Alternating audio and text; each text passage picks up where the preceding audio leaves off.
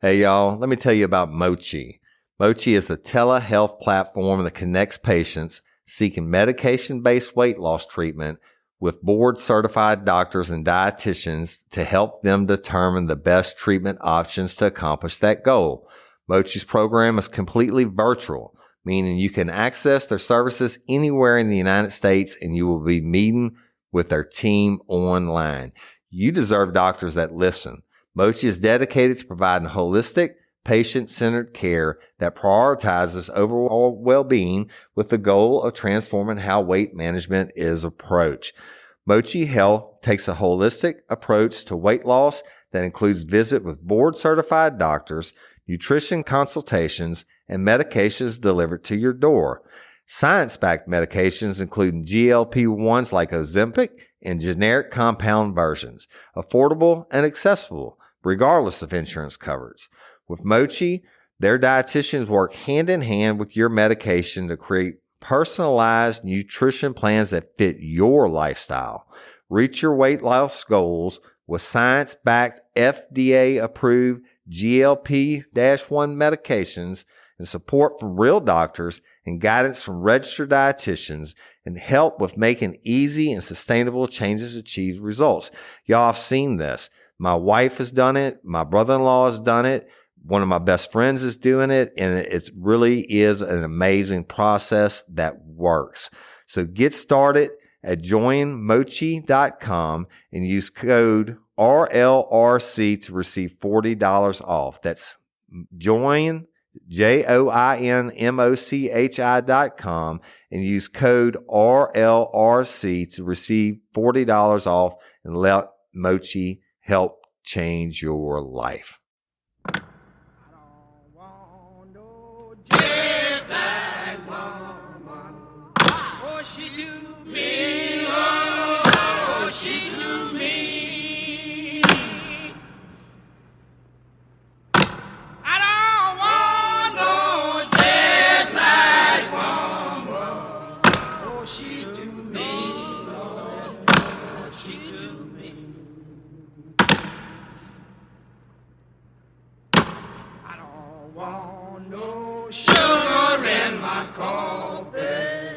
It make me mean, Lord. It make me mean. I don't want no sugar in my coffee. It make me mean, Lord, Lord. It make me mean. Warning. Real Life, Real Crime, the podcast will contain descriptions of acts of violence or of things that are of a sexual nature. I don't get my information for these podcasts off the internet. What you are hearing are descriptions of things that were told to me by the victims of the crimes or by the perpetrators who committed the crimes against the victims. Heed my warning, people. If you're going to get offended or you think you might get offended, do yourself a favor and turn this podcast off now. Thank you.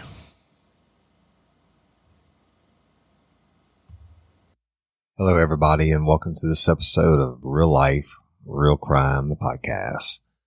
As always, I'm your host, Woody Overton. Before we get started, I just want to tell each and every one of you listeners that I love you and I appreciate you, and I'm so thankful for you. And I'm going to do something that I haven't done in a while before the episode begins, which is I'm going to give a promotion for another true crime podcast, which I'm absolutely in love with. The name of the podcast is A State of Perfect Balance, and it's hosted by Amanda Daniels, and I think her husband helps her with the research. But y'all, Amanda and I started talking about promoting each other's shows because she liked mine and I like hers. And, you know, I don't even listen to true crime podcasts. I've only listened to a couple, and that's the ones that you've heard me promote before. And I like all of them, but this one fits my style. She tells a story from a single narrative point of view, so there's no chit chat back and forth. And her descriptions are amazing. And it's about murders and crimes in small towns in Ohio that nobody's ever heard of. And the details are simply fascinating. And I don't know where she gets her information from. I'm going to have to find out because I wish I could. And I work my cases myself, most of them, right? And I don't have the details and the information that she has, but let me introduce you to you real quick.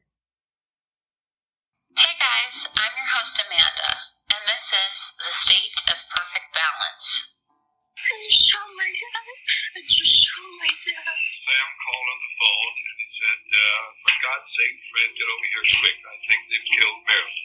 The State of Perfect Balance is a true crime podcast in a genre all its own. We're a husband and wife team, researching, writing, and delivering stories in a way that focuses on victims and their families. Join us every other week as we look at murders in the smallest of towns across Ohio, the State of Perfect Balance. Now sit back, relax, and enjoy this episode brought to you by our friends. So there you have it, y'all. That's Amanda with The State of Perfect Balance. Got to check it out. I've listened to more of her episodes, like I said, than all the other true crime podcasts I've ever listened to put together. And it's really well done, really well thought out, and just right up my alley. So if you go and you listen to it, let them know that Real Life, Real Crime sent you. And they're on Facebook and Twitter and Instagram, and she does videos and stuff like that. So y'all check it out. All right. So without further ado, we're going to start on today's episode. I'm going to tell you about this episode. Y'all, this is the second part of the Screwdriver Red series titled Vanished. And it's probably the worst case that I've ever worked, especially dealing with a juvenile. It's just so much emotion involved in it, y'all. It's just horrible. And so last week when I left you, you had heard about victim A and victim B, and you heard about the monster getting sentenced to 7 years, and 5 of those years were suspended. So he served 2 years on which should have been way more than a life sentence, right? Now, he goes to prison, and even in there, I told you, he pulls his charming self, and normally a dude in prison who tries to kidnap or rape a woman, especially kids, whatever, they catch a hard time. But this guy, he's pretty slick, and he puts on this facade, and he's likable. And like I told you, they even gave him the name Screwdriver Red, nickname, and he was kind of proud of it. So he does this 2 years. He gets out, and I don't think that he ever stopped planning or fantasizing or dreaming about his past victims or what he was going to do to his new victims. Okay. So he gets out and he remarries and he settles into a series of shitty jobs and ends up moving to the town of French Settlement, which is not far from where he grew up. He was a local boy, but he married Darley, and they moved into a single wide trailer off of Adele Lane behind Darley's relative's house. So that's where he's at.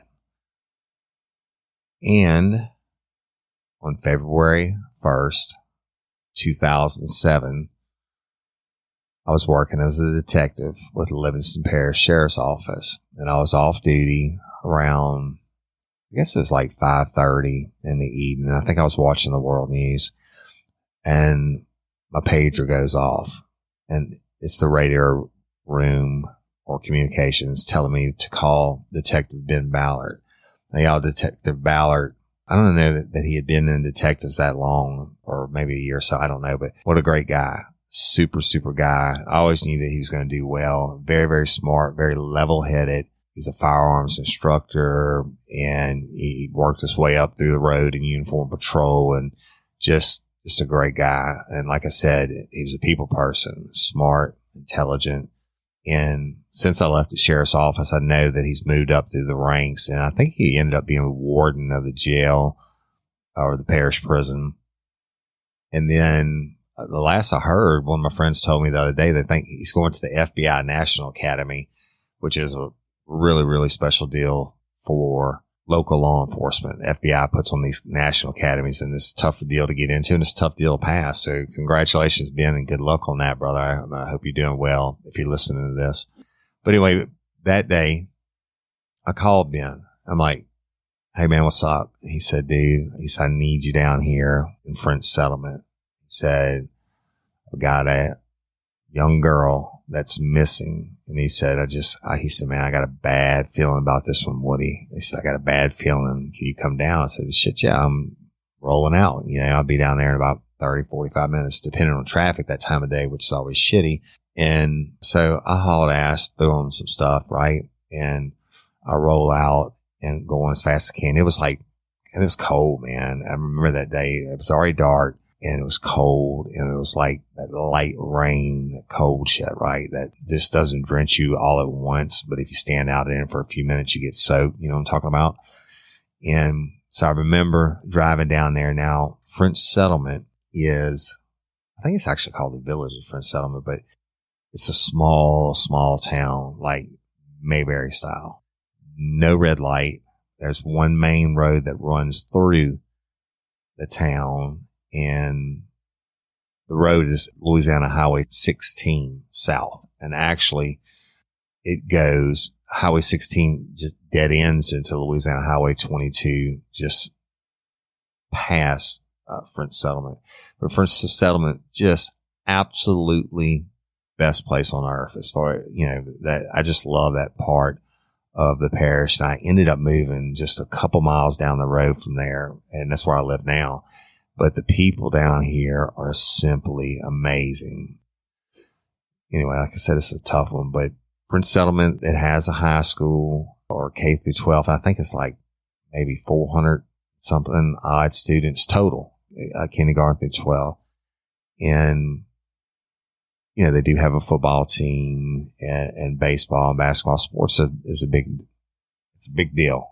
And it's kind of, I don't want to call it a swamp town, but there's water just basically just about everywhere around it, right? Geographically, you're looking at the river on one side and a lot of swamp area.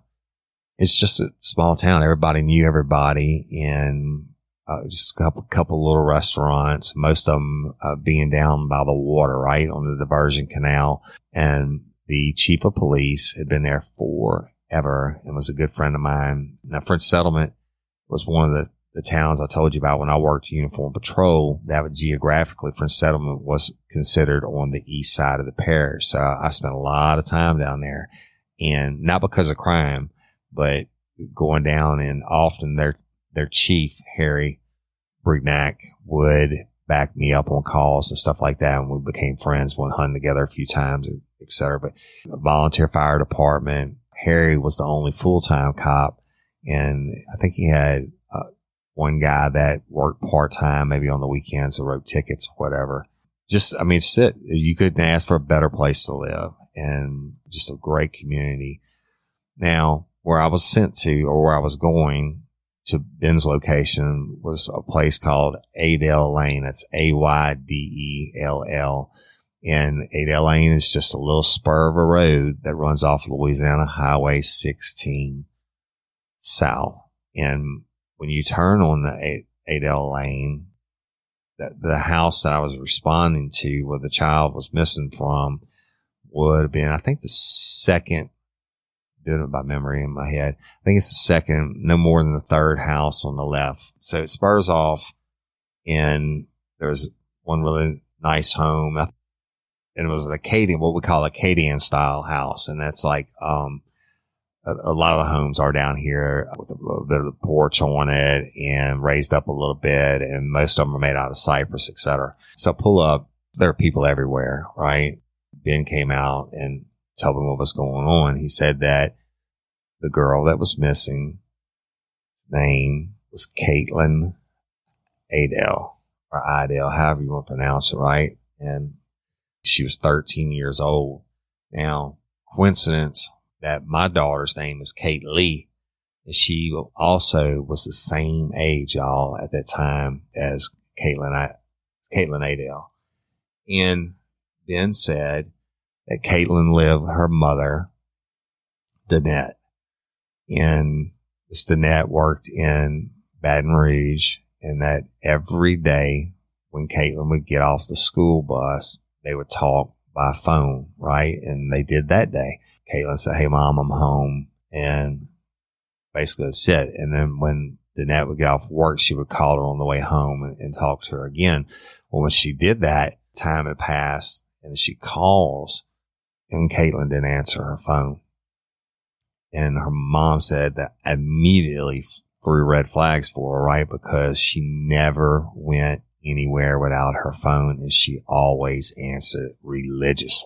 She said she just got a sinking feeling in her stomach, and she kept trying to call, and when she didn't get an answer, she sent a neighbor over to go into her house and look for her because she just thought something was wrong. And the neighbor went in and looked in Caitlin's bedroom, and her school book bag was there, but Caitlin was not there. And so she told Miss Danette, and naturally she gets really freaked out, right? And the word starts to spread. I told you it's such a small community. And by the time Danette gets there and she goes in and she confirms that, hey, Caitlin's not there and nobody's seen her, they talk to the relatives that live behind her. They talk to, the neighbors across the street, et cetera, and nobody's seen her. And so she calls 911 immediately. She knew something was wrong. So the uniform guy goes out and he's like, knew this was a bad one, or a bad apple, if you will. And he called the detective on duty, which happened to be Ben Ballard. So Ben says, the mom called. She said, look, she says she never, ever doesn't answer her phone. He said, it isn't going to be a runaway. It's not the, typical boyfriend situation, or the mom and her have been fighting. He said the dad doesn't live here, but they have a good relationship. So it's not like a kidnapping situation or whatever in that sense. He said, Woody, I'm telling you, this is bad. What's the deal? I said, what's his name? And he said, his name is Mark Lewis. And he said, but wait, Woody. He said, it gets better. He said, I got a phone call while I'm out here. Dispatch has somebody on the line that wants to give a statement. So I called the guy. His name is Craig Semino, and he lives in Head Island, which is just, it's not even a city, not even a village, it's not even a community. It's just a name given pretty much by the locals for the area on the map. And that's where I live now. But this guy, his name is Craig Semino, and it's Mark Lewis's best friend. And he said that Mark showed up at his house around 4:45 p.m. He said, I saw him when he pulled into my driveway. And I just didn't think anything about it. He comes over all the time. And said, I just kept watching TV. But he said after about 8 to 10 minutes, he didn't come in. I was like, what the hell's wrong with him? And he said, he put on my boots, and I went outside. And as I'm rounding the corner to his truck, I'm about 5 or 6 feet away from him. I see he's bent over messing with something. And it was an extended cab truck, y'all. And he said, I see him bent over in the extended cab part messing with something. And when he hears me coming, he jumps up, slams the door. And he said, Craig Simmons, I've never seen this look on his face before. He said, I thought he was going to cry. And he said, I've never seen him look like that. He said, then he jumps in the truck and he hauls ass, and he's peeling out backwards so fast he hit the ditch and almost got stuck. And then he left, and I was like, what the fuck? And he said he called me a few minutes later and he said, look, man, he said, just let me back up for a second. I left it out. When Semino came around in front of the truck and was about 5 to 6 feet away, and Lewis is bent over in the truck doing something, he hears him and he jumps up and he slams the door shut, and he has that look on his face Semino said he had never seen before. It looked like he was about to cry or break down, is what he said. He didn't say cry. He said it looked like he was about to break down. And Lewis just blurts out, he said, I've been on the phone with my wife and I have to leave. And that's when he jumped in the truck and backed out of the driveway so fast he almost ran off into the ditch. And then he said a few minutes later, Lewis called him and said that he had been in a fight at work. And that was all. That's all it was. And Simmons said he was thinking, I thought the fight would have been at the same day from the way he was acting. But then around 7 p.m., Lewis calls Semino back and says that Caitlin Adele is missing and that the police were asking questions. And Lewis asked Semino to say that he was with him at 4:30 p.m. to actually said, I need you to be my alibi. If the cops ask you, I want you to tell them I was with you at 4:30 p.m. And Lewis said, man, I sure hope the cops don't think I have anything to do with Caitlin's disappearance. And so, thank God Craig Semino called that in, and Ben Ballard got that over the phone. Spark something uncommon this holiday with just the right gift from Uncommon Goods. The busy holiday season is here, and Uncommon Goods makes it less stressful with incredible hand-picked gifts for everyone on your list, all in one spot. Gifts that spark joy, wonder, delight, and that's exactly what I wanted feeling. Hey, y'all, I ordered a super cool piece. It's a candle with a sculpture of LSU's Tiger Stadium on top of it. And each officially licensed laser-cut wooden replica features up to 4 layers of detail, creating a bird's eye view of a specific football field, seating section, and more. And every label includes your stadium's name, the team's logo, and school location. And it has a coconut, soy, vegan wax infused with sandalwood smell that creates tailgates and touchdown scent profile, reminiscent of game day. It's invigorating like fresh cut grass and nostalgic like smoke from a pre-game grill, and calming like the crisp autumn air of a new semester on campus. Y'all, I love it. I have it at the base of my TV, and I'm ready to watch the Tigers play on Saturday night, right? Uncommon Goods. Look, when you shop at Uncommon Goods, you're supporting artists and small independent businesses. And many of their handcrafted products are made in small batches. So shop now before they sell out this holiday season. Uncommon Goods looks for products that are high quality, unique, and often handmade or made in the U.S. They have the most meaningful, out of the ordinary gifts anywhere. They even have gifts you can personalize. From holiday hosts and hostess gift to the coolest finds for kids to hits for everyone from the book lovers to diehard sports fans. Uncommon Goods has something for everyone, not the same old selections you can just find anywhere. And with every purchase you make at Uncommon Goods, they give $1 to a nonprofit partner of your choice. They've donated more than $3 million to date. So to get 15% off your next gift, go to uncommongoods.com/RLRC. That's uncommongoods.com/RLRC for 15% off. Don't miss out on this limited time offer. Uncommon Goods, we're all out of the ordinary. Hey, y'all, let me tell you about Gobble. All Gobble meal kits are pre-prepped. That means less work for you and less waste in your kitchen. Their meal kits include everything you need so you can save time at the store or just skip that trip entirely. I got the box in and I had 3 different meals. I had a Kung Pao chicken, crispy fish tacos, and a beef bourguignon, however you say it. But let me tell you about the classic beef bourguignon. Look, it came with beef pot roast and a beef broth concentrate, red wine demi-glace, cremini mushrooms, cipollone onions, mashed potatoes, baby carrots, and rosemary thyme butter. It was so easy to make. Literally like 15 minutes it took Cindy. And let me tell you something, and all the dishes were fire, but this thing was like a taste explosion in my mouth. It's just unreal. We got to spend more time together and more time doing the things we love because everything came in this one single box right to my door. So see what a difference Gobble will make for your household. Right now, they're offering my listeners a fantastic limited time deal. You get $120 off across 4 boxes plus free shipping and free cookies. And let me tell you, those cookies, I ate one that was sin-baked and it was delicious. Go to gobble.com/real-life. That's GOBBLE.com/real-life for $120 off your first 4 boxes. This offer is not available on the home site, so don't miss out. This is genius. It's taste explosions in your mouth like you never had. And my next question for Ben was, what's this dude's criminal history? And I knew he'd have it because Ben was sharp like that. And he said, well, he's got one charge, or he did 2 years for attempted simple kidnapping. And I was like, I said, that kind of fits, right? And he's like, yeah. I said, well, and that's when he said that when Lewis came home, Caitlin's mom and them were standing out there.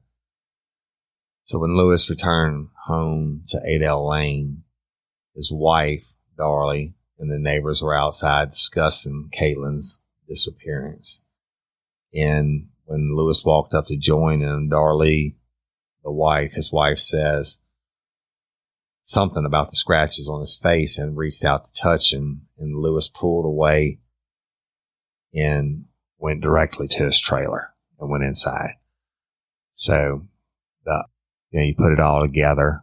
And so I told Ben, I said, look, dude, I said, where is he? He said, he's inside the trailer. I said, have you talked to him yet? He said, no, I was waiting on you. Sorry. I said, well, a couple things we're going to do. I said, one, we need to see his truck, or make sure nobody, just have somebody watch it. Make sure nobody goes in the truck or takes anything out of the truck or fucks with the truck at all. And I said, secondly, I know Craig Simoneau told you that shit over the phone, but we got to get a voice recorded statement from him before we go deal with this dude. And I said, then we'll get our plan together on going in to talk to him. I said, if he lawyers up, we're fucked. And, we don't have anything to go on. So hopefully we can get him to chat, right? Other detectives had arrived by this time, and we sent somebody to take the recording from Craig Simoneau and told them to call us as soon as they did, or as soon as they had it on tape. And once they did, we went to Mark Lewis's residence. But I told Ben, I said, we're going to play it light, talking to everybody, looking for any witnesses. And I said, well, what we need to do is lock this dude into his story, whatever it's going to be. We need for him to give us a story before he lawyers up. If he's done 2 years already for attempted simple kidnapping, then he's no stranger to the game. And Ben was cool. Ben's super, super smart, and I knew we'd play well off each other. So we go to the trailer. Now the trailer is running horizontal facing Adele Lane. If you're looking at the trailer, Caitlin's house was just a little bit to the front and left of the trailers. And there was like a little, from the back door of Caitlin's house to the door of this trailer probably wasn't no more than 25 yards. So we walk up to the steps and knock on the door, and the lady answers it. And that's his wife, Darlie Lewis. And I introduced myself and Ben, Detective Ballard, and asked him if we could come in and talk to him. So we're here, we're looking into the disappearance of Caitlin. And she's like, sure, come in. And I asked her, does she mind stepping outside and speaking with another one of the detectives when we would speak with her husband? And her husband was sitting in the kitchen. Okay. So when you walk into this trailer, you stand in the doorway. It's small, y'all. You stand in the doorway. The living room is to your right, and it has like a small couch and a TV in front of it. It's really small, single wide. And then directly in front of you is the kitchen dinette table, and there's a wall. You're walking behind the couch. There's a wall to your left, and inside that wall is a washing machine and dryer, which open facing the kitchen table. Sitting at the kitchen table facing the door was this guy. And I looked at him, and he's got strawberry blonde hair, and he's just kind of sitting there with this fucking little smirk on his face, almost smiling. Not quite, but almost smiling. And he's got a cheap plastic cup, like one of those 50-cent cups from the Dollar General store or Walmart. It's blue, and he's got ice in it because he's shaking it around. He's drinking from it. So anyway, she said, yeah, y'all come on in. I said, if you don't mind, step out and talk to this other detective, and then we'll come out and talk to you, et cetera. She said, that's fine. She's totally cooperative. The wife was.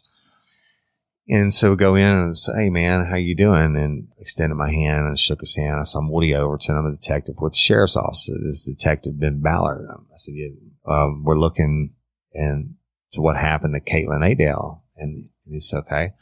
And I said, so did you see her today? He said, nope. Just like that. Just nonchalant. And meanwhile, y'all, this washer and dryer is right here to my left. I mean, we're standing. It's not I don't know how wide this trailers are, but it's small. And the washer and dryer is just running.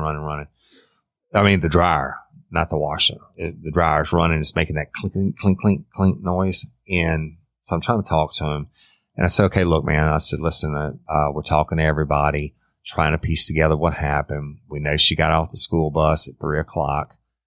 And we know she talked to her mother shortly after that. I said, but since then, there's been no communication. I said, were you here today? He said, nope, I was at work. Okay, so now I'm looking at him. I closed the distance, and now I'm standing directly across the table from him, and I see the scratches on his face. But they are not what I would call scratches of a defensive nature. I've just been doing it long enough to know. And I couldn't really quite place them at first, the scratches. And I'm looking at the scratches on his face. I mean, they're fresh, still a little bit of blood coming, but they weren't deep gouges or constant tear in the skin. It's almost like bumps in a line, right? But small little tears. I'm like, what the fuck? And he's bleeding. He's got a little bit of paper towel and he's dabbing his face. I say, hey man, I said, what happened to your face? And he said, I was at work today and I got hurt. I said, well, where do you work at? He said, I work at a towing place in Ascension Parish. I said, all right. And I said, but how you get scratches on your face working at a towing place? He said, well, I was hooking up a truck to the tow truck and the hitch popped off and it popped me in the face. I'm like, okay.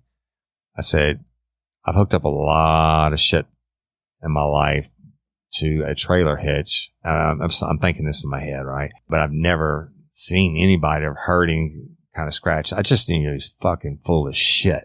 So I just kept playing nice, right? I want to keep him talking as long as I can. And so I didn't confront him at that point about the scratches. I was like, so that happened today at work. And he said, yeah. So I said, were you here today? And he said, no, man. He said, I told you I was at work. I said, well, look, I said, listen, man, I don't want to take up a bunch of your time. I said, I got to talk to everybody. This little girl's missing. We got to find her. Got to find out what happened. The clock is ticking and maybe she ran away with a boyfriend. I don't know. I said, but you're getting talked to and everybody's getting talked to. And I just need you to help me out. Okay. So can you just tell me where you were this afternoon? I said, you said you were at work. He said, no, I left work at, I don't know, whatever time. He said, then I went to visit my mom in the hospital. I said, okay, which hospital? And he said, Lady of the Lake. And he said, I was probably there from 4 to 5 or something like that, or maybe 3 to 5. And I said, okay. I said, then what'd you do? I'm thinking, shit, if he went, that's easy to prove if he went to the hospital or not, right? Because they have cameras everywhere. And he said, well, then I went to my buddy's house. I said, who's that? He said, Craig Simoneau. I said, where does he live? He said, in Head Island. He says about 4 or 5 miles from here. I said, yeah, I know where Head Island's at. I said, what'd you do when you got there? He said, well, we hung out and watched TV. I said, at his house. He said, yeah. And I said, all right. I said, what'd y'all watch? He said, oh, I don't know. We watched some movie. We sat around and bullshit. I said, but you were inside his house. He said, yeah, man, I was inside his house. I said, okay. And he just got that cup, that ice in it, kind of shaking it around a little bit, right? And he's taking a sip of tea. And look, he never breaks eye contact with me, just staring at me dead in the eye, looking at me. It's almost like he knows it's a game of cat and mouse, right? And stare with dead eyes, y'all. I mean, and people say that shit and you hear about it or whatever, but if you ever see it, you'll know it. And he just had the eyes, it's just no soul. And so I'm like, okay, so you were at Craig's house until what time? He said, I don't know, man, like 7 o'clock or whatever. He said, and I came straight home. And I said, and how did you find out that Caitlin was missing? He said, oh, I found out when I got home. My wife and them were out there talking to some neighbors about it. I said, so you didn't know before? And he said, no. Okay, well, now we fucking got him, right? We know Craig Simoneau is giving a sworn statement that Mark went over there between 4:45 and 5:30 or whatever, is acting all freaked out. He's been over in the back of the truck. He almost wrecks the truck getting out of the yard, calls him and says he's been in a fight at work, I guess to try to explain the scratches on his face, which had to be like really fresh. And Then he calls back later and says, hey man, I need you to alibi for me. Caitlin's missing. And if the cops ask, I want you to say I was with you. Fuck. We know we got it, but we don't. Close, yet so far. I mean, where do you go from here? And so, meanwhile, this goddamn dryer was just, it went, bah, and I was like, it's interrupting everything and interrupting my train of thought. And I thought, who does laundry at this time of the evening? And he gets up, I swear to God, he gets up, walks around the table, and he had to squeeze by me, takes the dryer door, opens it, and pulls out this big blue comforter. Now, where I'm standing, I look to the left, and you look directly down the hallway, and I think there was a bathroom on the first door on the right, and there was one at the end, and he walks past me with the comforter, and he goes down, and he turns on the light, and you could see it because it was a real small bedroom. You could see the bed didn't have any sheets or comforter or anything on it. And he fucking puts the comforter on the bed while I'm trying to talk to him. And I'm like, okay, I'll wait it. And I whispered to Ben, I said, go ask his wife who does the laundry in the house. Go ask her right fucking now if Mark Lewis ever does the laundries. So he went and asked her, and he's making up the bed. And I mean, he didn't even say anything about going to make it up. And he comes back in, and Ben comes back in. Ben shook his head no. And so I was like, fuck it. Got him again, right? So I said, Mark, you always do the laundry in the house? He said, oh yeah, man, I do laundry all the time. And I looked at Ben, and Ben looked at me, and I told him, I said, you know what? Why don't you give us a few minutes, and then we'll come back in. We'll go talk to your wife, and, just sit tight. And we had another deputy that was in there, stayed inside the residence, and went out and confirmed with the wife. We asked her, said, did you see the scratches on his face yesterday? Absolutely not. Did you see him this morning before he went to work? Absolutely not. When was the first time you saw the scratches on his face? She said when he got home and he came up, and I was out there talking to the neighbors. I asked her, I said, I know Ben's already asked you this. I said, but does he normally do the laundry? And she said, no. I said, would there be any reason for him to be washing the comforter out of that bedroom that's into the hall? She said, no, that's the guest bedroom. There would be no reason for him to be washing that. Or I said, or drying it. And she said, no reason. She said, I do the laundry in the house. It's okay. And I asked her about Caitlin and their relationship. She said Caitlin was over there all the time, that Mark has kids that were her age range. And whenever his kids came to visit, she would go places with them and stuff like that. But she always sat in the front seat of his truck with the kids, never in the back. And so I thanked her, and I said, look, we're going to need to get a statement from you, et cetera. And I pulled Ben aside, and I said, look, man, we got to fucking move on this dude. I said, we're going to have to get him out of here. He's too comfortable. He's sitting there drinking his iced teas in his own home. I said, we need to get him to the sheriff's office, up to my office, to interview him and really fucking try to find out what happened. I said, he's cold. And Ben said, that bitch is ice cold, man. He said, you ever seen somebody look like that in the eyes? I said, no. I said, not too many. I said, but I know that look, and it ain't going to be good. And he said, so what do we do? I said, well, we'll go in and ask him to come with us. And he said, and if he doesn't, I said, then we're going to arrest his ass for obstruction of justice. I said, I know it's weak. Normally, you don't get arrested for lying to the local police, right? But if you lie to a federal agent, that's really a law. But it was really kind of pushing it to try to arrest somebody for obstruction of justice on this. But it was all we had. But we knew he was lying. And it was all circumstantial, but we knew he was lying. And so before we went back in, I called Charlotte Hebert, who was the lead prosecutor, if you will, for the 21st Judicial District Attorney's Office. And she handled all the biggest cases. And y'all have heard me talk about it before. Just excellent prosecutor. And now she's a judge in Livingston. And I called her and I said, Charlotte, I said, it's Woody. And I told her what we had. And I said, listen, we got to get this fucking truck. I said, I don't know. It's enough to get a search warrant. I mean, I said, we can write it and try. And she said, what'd you say his name was? I said, Mark Lewis. And her exact words were, she said, oh my God.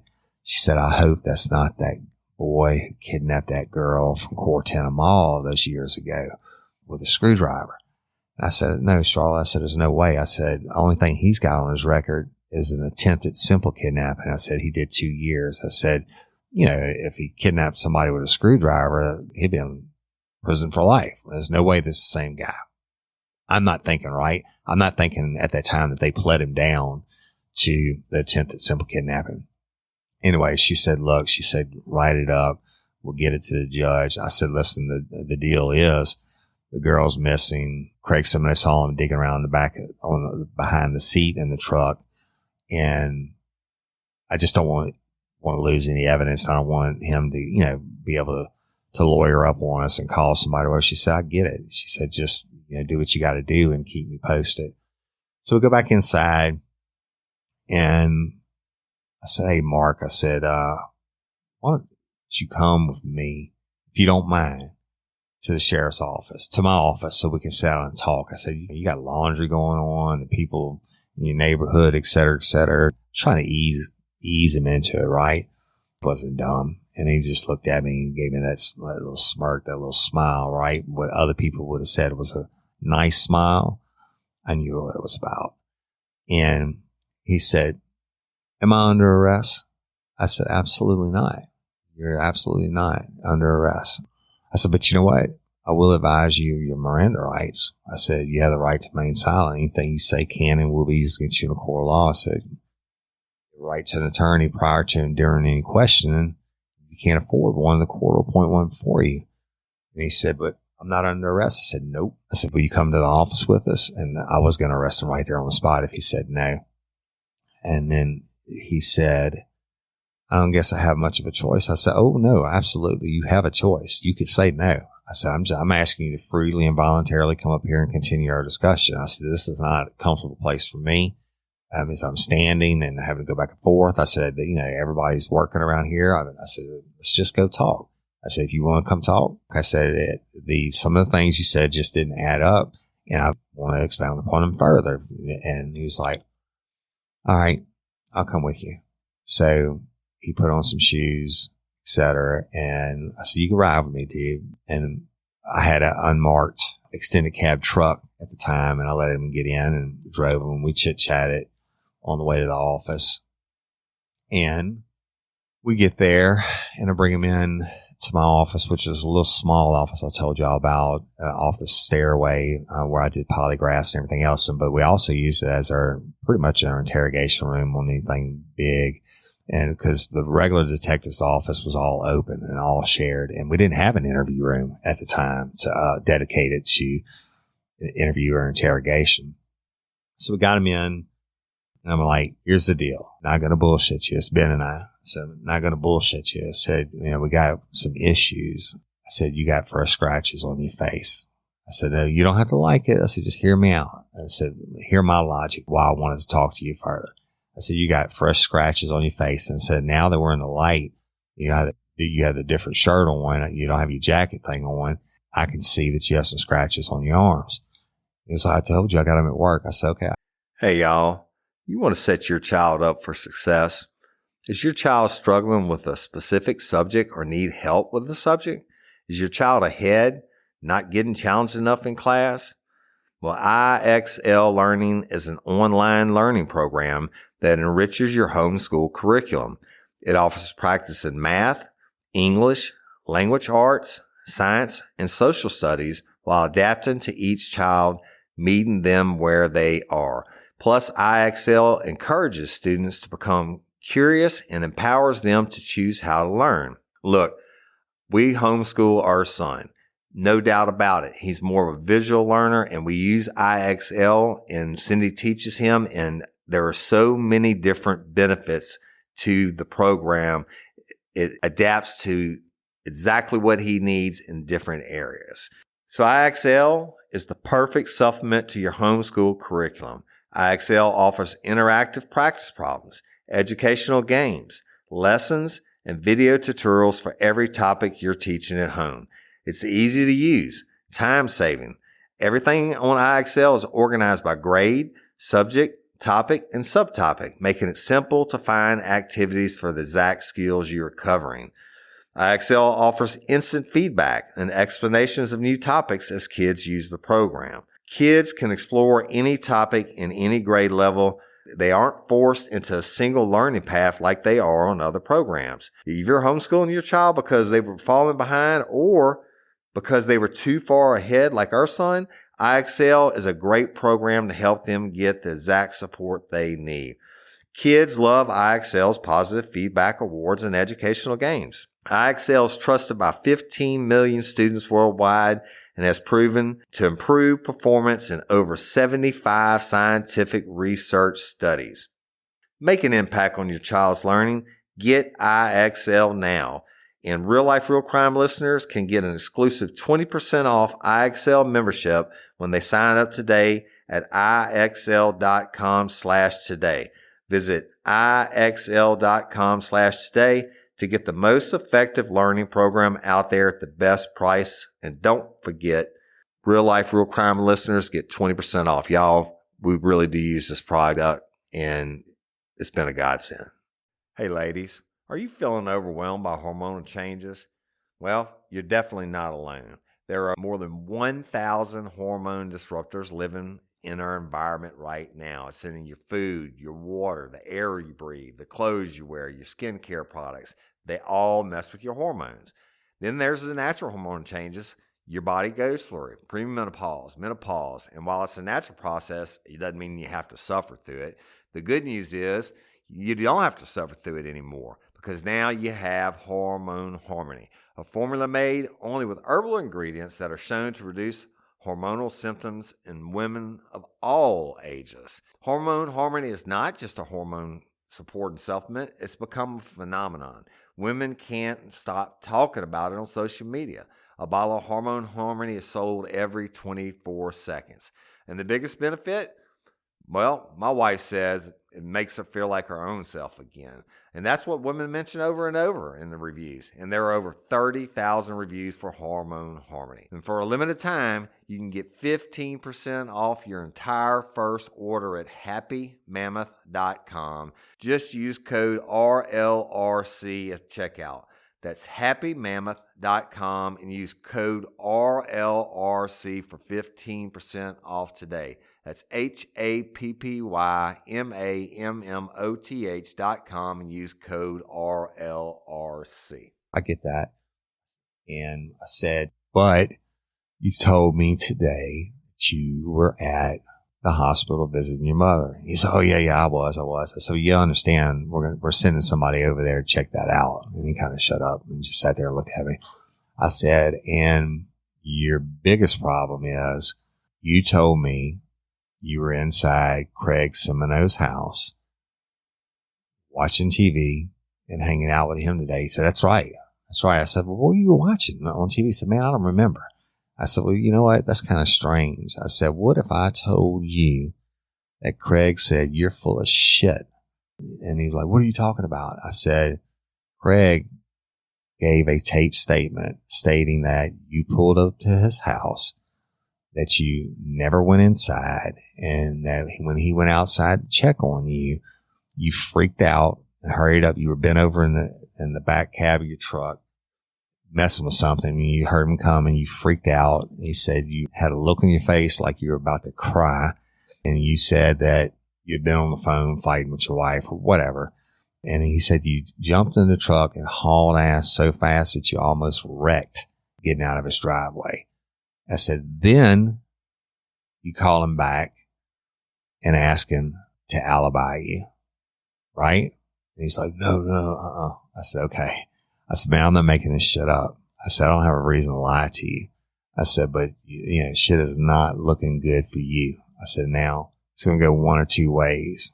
We're going to work this and build it, and you're either going to turn out to be a monster, or if something accidental happened with Caitlin that you know about, you just need to tell me now and explain it out. And it's the strangest thing because, this is probably, 8, 9 o'clock at night, something like that. And he didn't lawyer up. At any moment, I'm inspecting him. He knows we got him right, but I guess he knows enough about the law that really we didn't have shit. As far as Caitlin's disappearance, we didn't have a body. We didn't have a crime scene. We didn't have anything. And he just gave me that dead look and then started kind of smiling, a little smile on his face. I'm like, fuck, this motherfucker is out there, right? And I said, so what do you have to say, man? He said, I don't know what you're talking about. He said, I was at his house. I said, okay. I said, that's cool. That's what you're going with, right? He said, yep. I said, no, listen, it makes absolutely no sense.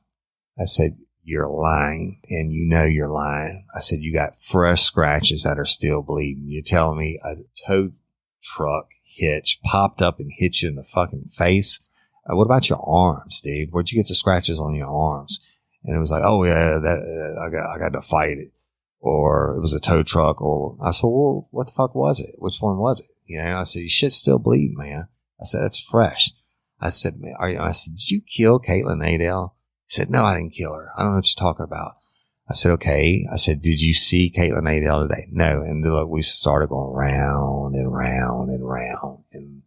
And we just warned him, and Ben Ballard warned him. And he never lawyered the fuck up. And we went for hours. And then when I knew he wasn't going to change his story, I started using different angles, you know. And I asked him, are you a Christian? He said, absolutely, I'm a Christian. I said, well, you know what? You know, none of us are Jesus. So we all make mistakes. And I said, if you've done something to Caitlin, you need to be honest about it and ask for forgiveness. I said that whatever it is, if it's bad, if she's dead, you know, or if she's hurt and you put her somewhere, you just need to tell us, man, you know, ask for forgiveness. That's the right thing to do. And he was like, I don't know what you're talking about. But he never raised his voice. He never got angry. It was just dead calm, fucking no emotion, man. And so tried the religion angle. I tried the accidental angle. It could have been an accident. I tried everything. And then even one point I was really getting pissed off. It's getting late and we're taking little breaks, going outside and talk about what we were going to approach him next. At one point I went in and I sat down. I just looked at him and he looked at me and I'm staring at him and I started going, Mark. I said, it's Caitlin. I said, it's cold. It's raining out here. I mean, y'all, it's like 30 degrees and raining by this time. I said, it's dark. Mark, get me home to my mama. And as dramatic as that sound, I kept doing a representation of Caitlin's voice begging him to do the right thing. He never flinched. Never batted an eye. He sat there with that fucking smile on his face. And that's when I knew we were fucked. And when you do the last resort of acting like a 13-year-old victim, see, I mean, I know it sounds horrible, but we needed to get some information. We needed to get some type of closure. And this was one of the tricks that I used. And when I acted like I was her, doing the voice and everything, and he just could have gave a fuck less. He didn't care. He never flinched. No emotion. Psychopath times infinity is what this fucker is. And so go back out, and his wife was there by that time in the detective's area, and her pastor or preacher or whatever he is had brought her. And I told Ben, and we talked to Stan Carper, and everybody was there by then. And we came up with the idea of letting the wife go in to talk to him. We had nothing to lose at this point, right? I mean, so we talked to the wife, told her, said, hey, look, the comforter, told her what Semino had said. And we didn't give everything, but the fresh scratches and all that. And we were going to let the wife go in and talk to him. And we did. And now we didn't have camera systems. We just didn't have it, y'all. And our audio systems, what we did have was a baby monitor, and we would turn it on in the room. I know it sounds crazy, right? But we had a baby monitor. We put the speaker in my office and the receiver on the other end, but I didn't even have a chance to turn that on. But it's a little dead end hallway where I was at in the stairwell. And so I let him go in and shut the door, but I didn't shut it all the way. And that office is really small. And she's like, baby, I love you. And she said, Did you do anything? Did you do anything? You know what he says? First words out of his fucking mouth. He says, don't let them get in my truck. She said, what are you talking about? He said, don't let them get my truck. Don't let them get in my truck. Whatever you do. And she's like, what are you talking about? And he said, don't let them get in my truck. And then he didn't think we could hear him, right? So she talked to him, and then we let the preacher go in with her, and they prayed with him and shit. And he's just praying away and putting on all the front and all that. And so we go back out, and meanwhile, y'all, the search warrant had been being typed up for the vehicle. We'd had one of the detectives contact his employer, who he said he was at work with, where he got injured that day, and he's full of fucking shit. He didn't even show up for work. Okay, so we had that on him. The case was ongoing, and everybody was working on it. Everybody was busting their ass. But we reached the wall with him. And after he talked to his wife and the preacher, I go back in with Ben Ballard, and he said, I want a lawyer. I said, well, okay, that's your right. You certainly can have one. And I said, but now you're under arrest. And he said, for what? I said, for obstruction of justice. He said, why? And I said, because of all the things I told you. All the lies I told you that you told me, and Craig Semino saying that you asked for an alibi, etc. I said, you know where Caitlin is. I said, you damn well know where she is. I said, and we're going to fucking prove it, and I'm going to do your ass, and you better hope it's not for murder. And he just shut up. So cuffed him up, took him to the jail. But upon getting to the jail, and I had him take him into a holding cell, and I made him strip naked. And I photographed his body. And he had the scratches, y'all, on, he didn't have anything on his groin area or his back or anything like that, but he had these scratches on his arms and maybe a couple on one leg, but not as prevalent or as recognizable as they were on his face and his arms. And I photographed him and made him stand there naked. And I never in my entire life wanted to fucking hit somebody bad as I want to hit this dude. Now, I wanted to hit David Constance, I'm not going to lie. But I'm standing in the cell and this dude's naked, and he just doesn't show any emotion. I'm photographing him, the injuries or the scratches on his body, etc., which become very important later on in the case. And that's it. Booked him in. Obstruction of justice. And I'm going to conclude this episode. But I want to say this about it, y'all. It's absolutely just horrible. And I'm not trying to do anything to sensationalize the death of Caitlin Adele, but I do think it's a story that needs to be told. And there's a whole lot more to this dude than I've got to yet. Anyway, next week, we're going to go into the investigation and probably some of the court procedures. And then the following week, we probably will be concluding with another tragic thing that he's done since. Actually a couple more bad things he's done. But anyway, I'm not going to go into it now. That's it for this episode. Real Life, Real Crime, the podcast. And until next week, or ever, don't let me catch you down on Murder Bayou.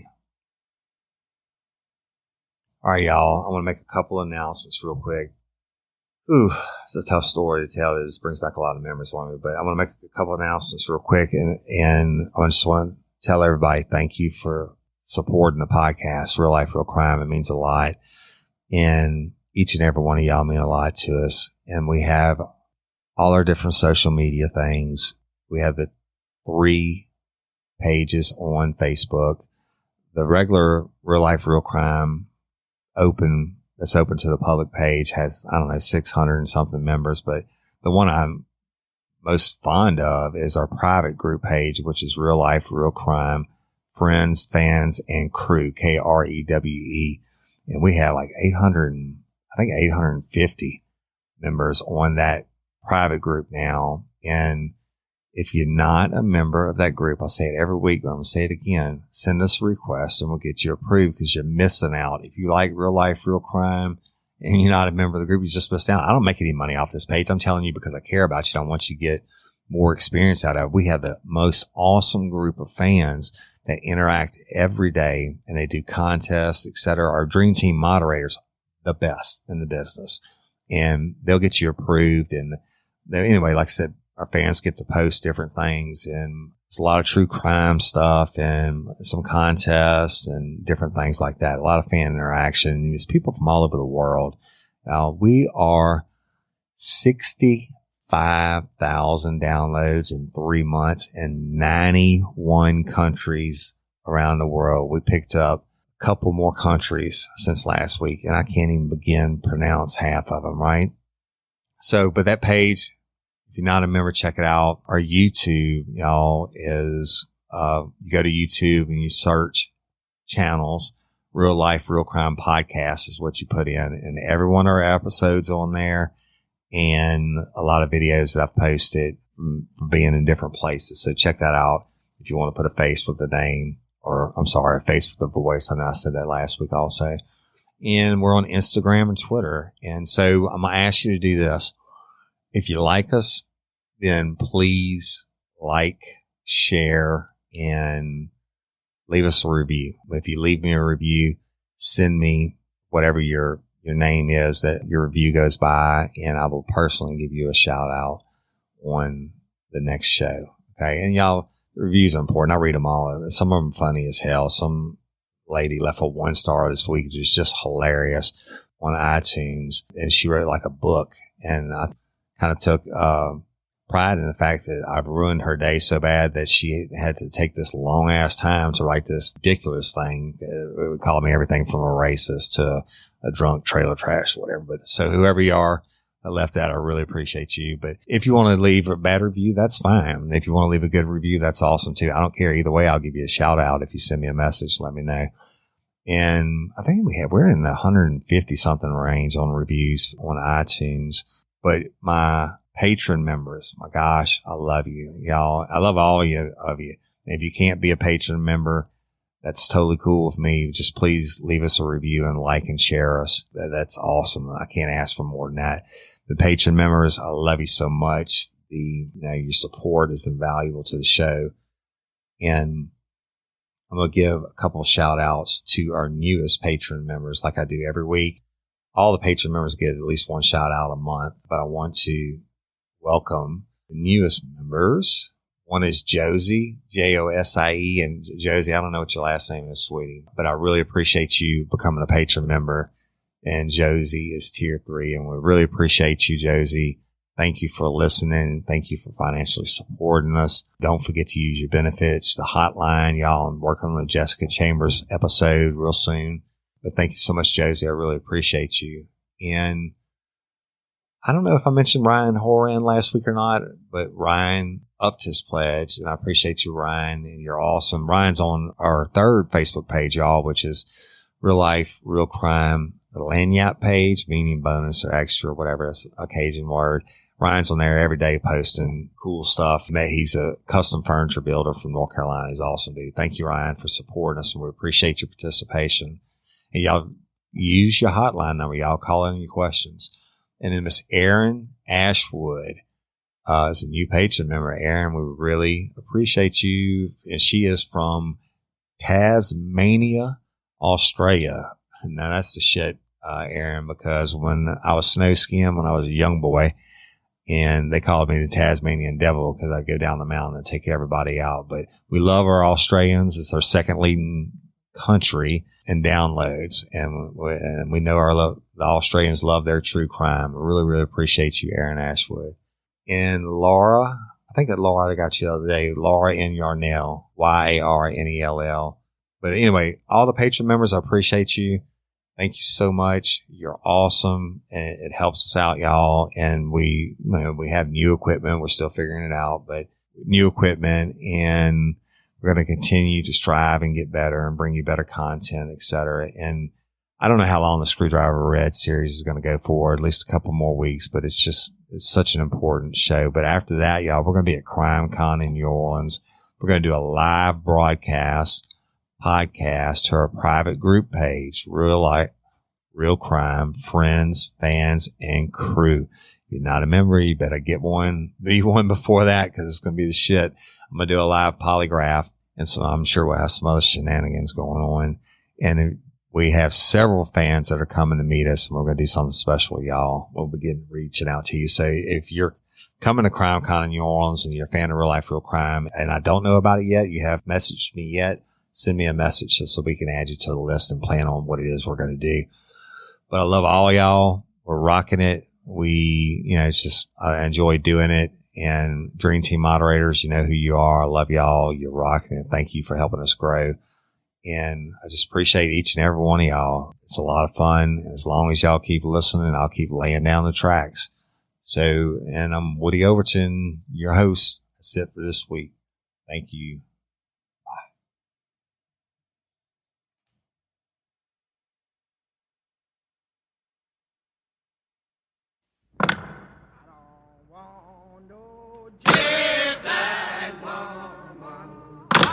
She to me, oh, she to me. I don't want no dead black woman. Oh, she to me, oh, she to me. I don't want no sugar in my coffee. It make me mean, Lord, it make me mean. And I want no sugar in my coffee. It make me mean.